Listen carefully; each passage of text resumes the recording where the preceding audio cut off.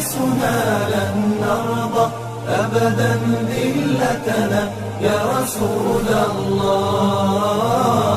Хвала Аллаху, Господу миров, мир и милость нашему пророку Мухаммаду, его семье, его сподвижникам и всем тем, кто последовал за ним до самого судного дня, а затем.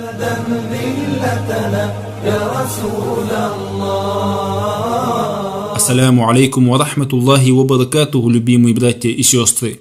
Аль-мадмадату валь-истиншаку мин гурфатин вахидатин. Полоскание рта и промывание носа водой из одной руки является сунной нашего любимого пророка Мухаммада, саллаллаху алейхи вассалям. В обоих сахихах приводится хадис о том, что Абдуллаха ибн Зайда аль-Ансари, да будет доволен им Аллах, попросили: соверши для нас малое омовение так, как совершал его посланник Аллаха, мир ему и благословение Аллаха.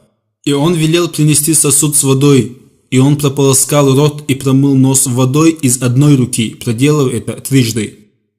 То есть человек, совершающий омовение, должен набрать в руку воды и использовать половину ее для полоскания рта, а вторую половину для промывания носа. Как вы видели, я прополоскал рот и нос одной горстью воды. Повторяю еще 2 раза.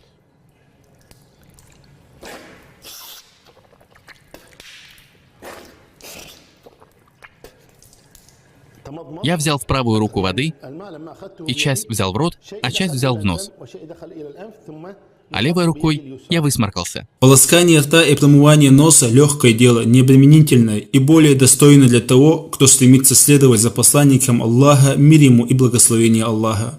Постарайся не упустить возможность стать из тех, кто оживляет сунну пророка Мухаммада, саллаллаху алейхи вассалям, а оживляющих его сунну ждет огромная награда. Я прошу великого Аллаха сделать нас из числа тех, кто оживляет сунну пророка Мухаммада, саллаллаху алейхи вассалям, и сказал правду Аллах. В посланнике Аллаха был прекрасный пример для вас, для тех, кто надеется на Аллаха и последний день и премного поминает Аллаха.